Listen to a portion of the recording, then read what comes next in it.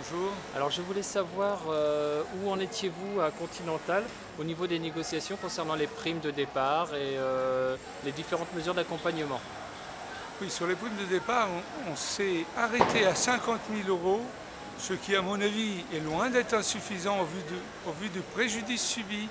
Mais bon, on accepterait de s'arrêter là, à condition que derrière, on aille vers des pré-retraites. Or, ce n'est pas prévu dans notre PSE. Et on serait d'accord à condition que des départs anticipés puissent donc être faits pour les plus de 50 ans, pour ne pas les laisser au bord du chemin.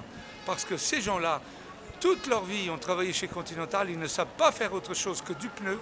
Et donc les reclassements pour eux, ce n'est même pas pensable. Et c'est vrai qu'en règle générale, c'est pas porteur du tout, ça ne marche jamais.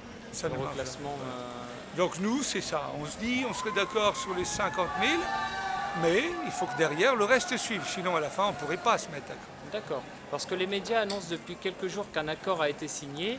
Ce n'est toujours pas le cas en fait. Non, l'accord n'est toujours pas signé. Nous avons effectivement accepté cette partie de l'accord, cette partie-là, mais au final, ce sera un package global, et c'est ce package global qui décidera, qui nous fera décider d'une éventuelle signature ou pas.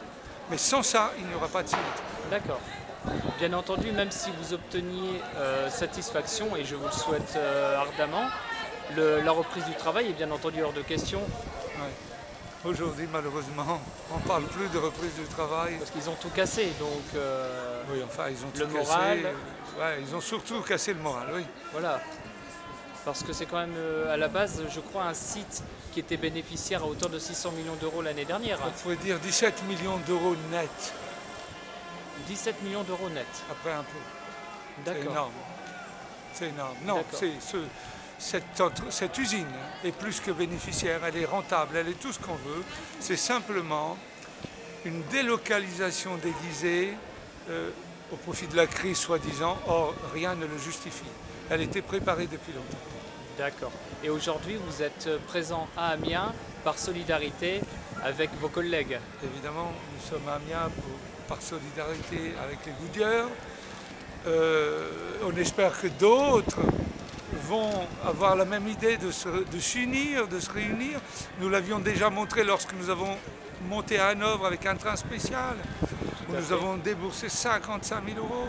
C'était pour apporter notre pierre à la construction de l'Europe sociale. Donc aujourd'hui, nous venons à Amiens dans le même but. C'est toujours l'Europe sociale, mais c'est pour dire qu'en France, déjà, commençons par nous rassembler. D'accord. Savez-vous que ce soir, Jackie Hénin vient justement à Amiens, en meeting? Oui. D'accord. Avez-vous une question à lui adresser? Non, j'attends rien. J'attends rien, puisque de toute façon, ils ne font rien. D'accord. Personne ne fait rien. Vous savez, les politiques, ils nous comprennent, mais c'est tout. En sachant qu'il a fait la proposition, justement les députés communistes ont fait la proposition d'une loi à l'Assemblée nationale interdisant les licenciements boursiers. Oui, mais bon, attendez, lorsque les socialistes étaient au pouvoir et que les communistes étaient avec, est-ce qu'ils l'ont fait eux? Vous savez, ils sont tous pareils. Je veux dire, socialistes, droite, gauche, moi j'attends rien des politiques. D'accord, très bien. Bah, écoutez, je vous remercie de votre franchise, monsieur. Merci beaucoup. Merci.